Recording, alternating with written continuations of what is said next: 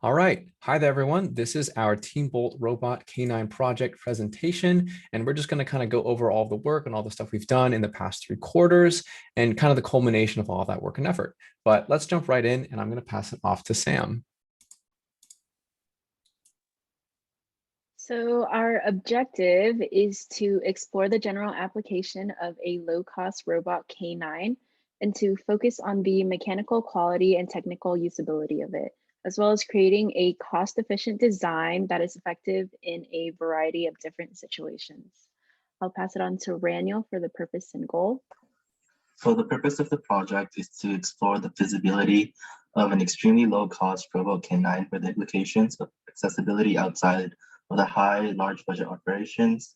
The goal is to make an impact in the general field by asserting the replicability and affordability of such a project by any individual or small team. With that, I'm going to talk briefly about the cost breakdown. The cost of tools being like $165, cost of the parts $320, and the overall cost being $47. And I'm going to pass it on to Cameron to talk more about the design. All right, and kind of for our design inspiration, we were initially given the project by our engineering director, Laura Jean, and he gave us the Stanford Pupper, which had open source software, hardware, and CAD design, but it didn't really match up with a lot of the aesthetic, mechanical and hardware software capabilities that we had in mind when we first thought of the project. And that's how we found the Petzoid project, which is pictured over here on the right, which definitely lined up a lot more with what we were, initially inspired by and thinking of. However, it was closed source. And so we basically had to build the entire project from scratch, both hardware, software, and CAD design wise. But yeah, let's go ahead and jump right into meet the team. So I'm Cameron Sherry. I'm the team lead for this project. My major is computer science. I'm a third year at UCI, and my fun fact is that I am the fun fact. All right, moving on. Hello, my name is Rani Kantbagi. I am a chemical engineering major, third year. My fun fact is that I folded 1,000 crates.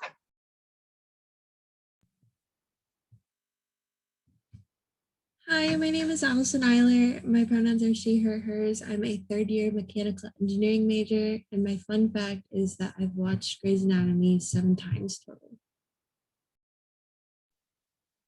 I'm Sam, pronouns are she, her, hers. I'm a third year math major, and a fun fact about me would have to be that I have a whole wall in my room dedicated to local art pieces. Hello, my name is Ian Gonzalez. I'm a mechanical engineer, my 4th year, and my fun fact is that I am the social director for Fusion.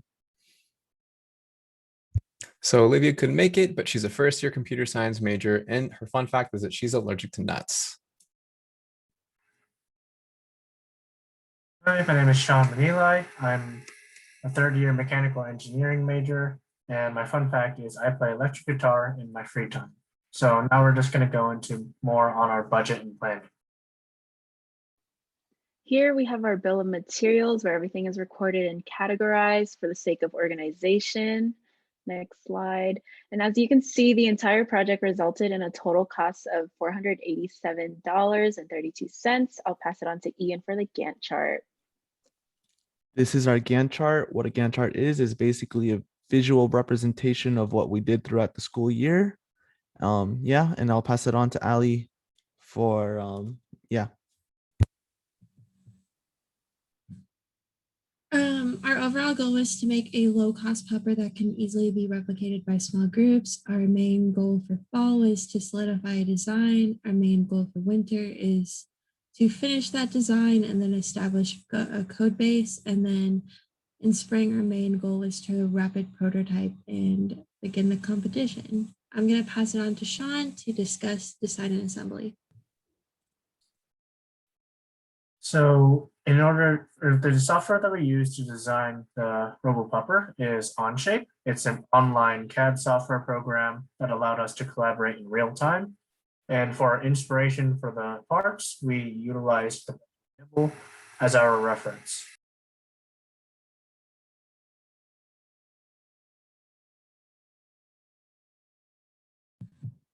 The first part of our design and assembly is the leg and the thigh. We designed the leg like the Petzoid to be sturdier with a custom cutout that is a lightning bolt. And for the thigh, we used a shape of a bone, which utilizes 2 parts to support the servo arms and the springs when it moves. On the next slide, it shows a GIF of how our leg and thigh work together and how the sprain and the severe arm is encased in the thigh. I'm going to pass it on to Rainiel so he can discuss the body and the head. So then, yeah, we moved on to the head and the body. The head was completely redesigned. As you can see from the first picture, it wasn't the prettiest, but we made it through to really keep the design at the end. Our features heavily relied on interlocking pieces. As you can see from the gaps, we had to make sure that all our pieces fit together, and we did not rely mostly on screws. And then our body, we used dimension analysis for the ratio and to estimate the size, as like using like the pi and the battery pack and stuff like that. So I'm gonna pass it on to Cameron to talk about the software and the hardware part. Right, so software and hardware, we use a lot of different technologies, some of the most notable being Flask for our backend and Google Cloud API for our natural language processing for the voice control. And so our hardware stack basically consisted of a web app, which would send wireless commands to the Raspberry Pi, which would then send serial commands to the NI board. And then the NI board would initiate all those commands using its Arduino code, which take input for the motion processor, which would power about 11 servos directly powered by 2 high voltage, high capacity batteries in serial. And then we can also upload code through the FTDI port right there at the bottom over here. And this is just kind of a brief lookup of our web app. And you can see here, it recognizes the voice command, matches it with something in the command dictionary, and then you can send that command. You can also just click a button to send something from the command dictionary, or you can manually type in a command, which then gets sent over Wi-Fi. And you can send a command from any device, anywhere on the network to the robot, which could be also anywhere on the network. So it's pretty cool. Works from a pretty long distance. So I'm gonna go ahead and pass that off to Ian. With all the teams, with all the parts successfully designed, we now started prototyping. Some issues we initially had were that the head pieces did not fully interlock, as well as the NI board not really fitting in properly. So we had to make some edits with that. However, as a team, next slide, we overcame these problems, and eventually our issues ended up just being screwing struggles, as well as maybe even wire management. Next slide. After many months of struggles and teamwork, this is our final prototype. I believe as a team, we are very proud of this, and thank you for watching.